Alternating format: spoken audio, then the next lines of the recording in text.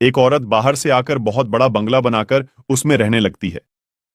वह औरत देखने में बहुत ही खूबसूरत थी, साथ ही दिल की भी बहुत अच्छी थी। वह गरीबों की भी मदद किया करती थी। उसका नाम सरिता था, लेकिन लोगों ने उसका नाम परी रख दिया था। पड़ोस ही में चमन नाम का एक आदमी रहता था, जो बहुत ही गरीब था। उसके घर उसकी बेटी की शादी थी। चमन परी के घर जाता है। दरवाजे की कुंडी खिटखिटाता है। अरे चमन, सुबह सुबह क्या हुआ? अरे परी जी, क्या आप मेरी थोड़ी सी मदद कर सकते हैं? बताओ चमन जी, अगर मुझसे हो सकेगी तो जरूर मैं आपकी मदद करूंगी। परी जी, मेरी बेटी की शादी है। मेरी बेटी के लिए कपड़े और कुछ शादी की चीजें लाने की जरूरत है, लेकिन मेरे पास पैसे नहीं है। महेश पैसे तो दे रहा है, लेकिन बहुत ज्यादा ब्याज पर दे रहा है। इतना मैं कैसे वापस दे पाऊंगा? बस पैसों की जरूरत है, लो ले जाओ ये पैसे। और भी जरूरत पड़े तो फिर भी ले जाना, और जब आपके पास पैसे आ जाए तो मुझे वापस कर देना। चमन पैसे लेकर अपने घर चला जाता है। परी लोगों की मदद करने में पीछे नहीं हटती थी। लोगों की भरपूर मदद किया करती थी, लेकिन एक बात में वह मदद नहीं कर पा रही थी। उसी गांव में नदी के किनारे आए दिन लाश मिला करती थी। अरे ये हो क्या रहा है? हर 2 दिन पर हमें यहाँ से लाश मिलती है। हमें इसका जल्दी पता लगाना होगा। सारे लोग जमा होते हैं। थोड़ी देर बाद सारे लोग चले जाते हैं। फिर अगली रात एक आदमी सड़क से गुजरता है। भैया, अरे भैया मेरी तरफ देखो तो। डर क्यों रहे हो? मुझे तो आपकी मदद चाहिए। इधर तो आइए। नहीं, हम किसी की मदद नहीं करते हैं। मुझे घर जाने दीजिए। अरे मुझे घर जाने दीजिए। वो आदमी चलने लगता है। एक बार तो मेरी तरफ देखिए, शायद आपका इरादा बदल जाए। नहीं, हमको नहीं देखना। हमको माफ कीजिए, मुझे जाने दो। मैंने कहा ना मेरी तरफ देखिए, समझ नहीं आता? जैसे ही वो देखता है, वो मर जाता है। हाँ हाँ हाँ हाँ, कब की रट लगा रहा था। अब तो तेरी लाश घर जाएगी। अगर एक बार मेरी तारीफ कर लेता तो मैं जिंदा छोड़ देती। उसके बाद चुड़ैल उसको नदी के किनारे डाल देती है। अगले दिन सुबह सुबह रीना रोती हुई आती है। सारे लोग जमा हो जाते हैं। क्या हुआ रीना, क्यों रो रही हो? मेरे पति महेश रात को घर नहीं आए। चलो हम उस नदी के पास जाकर देखते हैं। सारे लोग नदी के पास जाते हैं। साथ में परी भी आती है। अरे महेश को किसने मारा? मुझे तो लगता है कोई हमारे गांव को नुकसान करने के लिए ये सब कर रहा है, ताकि लोग गांव छोड़कर चले जाएं। जल्दी उसका पता लगाना होगा। अरे अब मैं छोड़ूंगा नहीं। मैं पता लगाकर रहूंगा कि यह सारा कौन कर रहा है। अगले दिन राहुल गांव के रास्ते निकलता है। तभी आवाज आती है। एक बात सुनो। सुनो भैया, क्या आप मेरी मदद कर सकते हैं? कौन है तू? इससे क्या फर्क पड़ता है कौन हूं मैं? अच्छा, तुम ही हो जो लोगों को मार डालती हो। हाँ हाँ हाँ, मैं ही हूं जो लोगों को मार रही हूं। तुम क्या कर लोगे? आज तो तुम्हारी बारी है।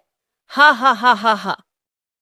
अरे नहीं, मुझे पता नहीं था कि तुम एक चुड़ैल हो। मुझे छोड़ दो। तुम्हें लोगों के साथ जो करना है करो। मुझे छोड़ दो। अब तू जिंदा नहीं जाएगा।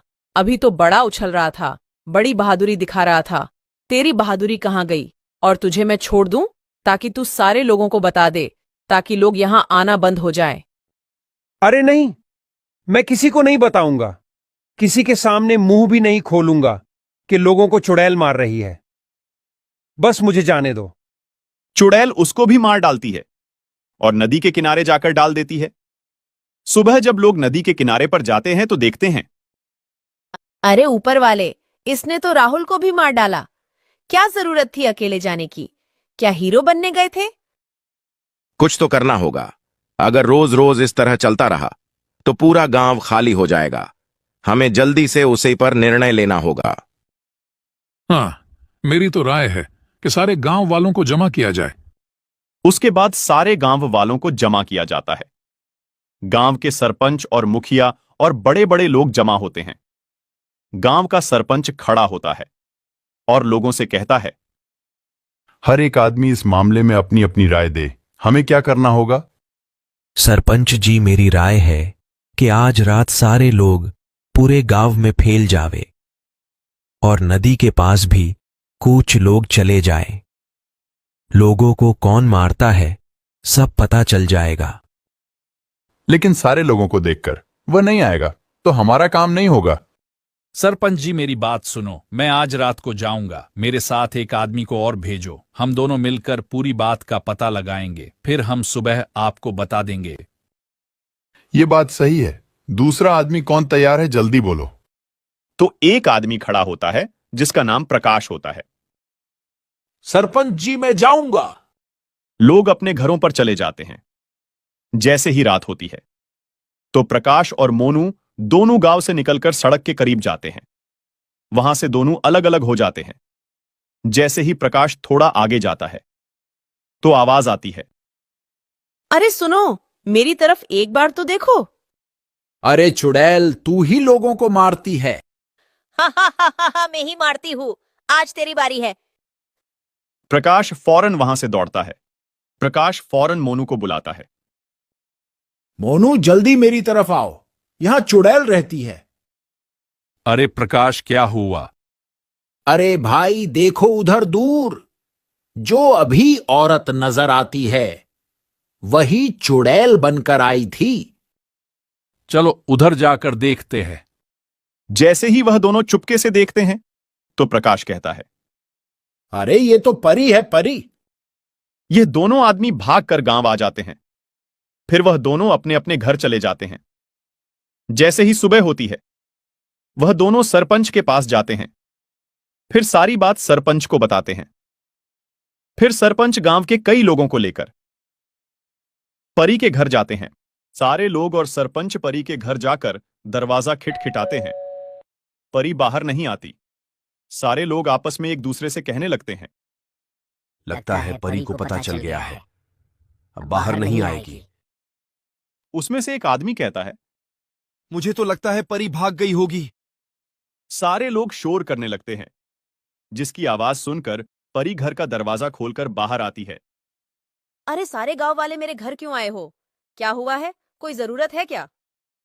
नहीं नहीं, हमें यह खबर पहुंची है, आप ही रात को चुड़ैल बनकर लोगों को मारती हो। अरे ऐसा कौन कहता है कि मैं रात को चुड़ैल बनकर लोगों को मारती हूँ? सुनिए परी जी, कल रात मोनू और प्रकाश दोनों गांव के बाहर सड़क पर जा रहे थे। जब दोनों अलग हो गए तब प्रकाश के सामने चुड़ैल बनकर क्या कह रही थी। हाँ हाँ, मैं ही चुड़ैल थी, क्या कर लोगे? अरे परी, आप ऐसा रात में क्यों करती हो, उसकी क्या वजह है? सरपंच जी जरा सुनिए, जब मेरा पति चोरी करते हुए पकड़ा गया था उसी वक्त गांव वालों ने मिलकर उसको मार दिया था। उस वक्त मैं प्रेग्नेंट थी। मेरे पति के मर जाने के बाद मैंने आत्महत्या कर दी थी। तब से मेरी आरती चुड़ैल बंद कर भटक रही है।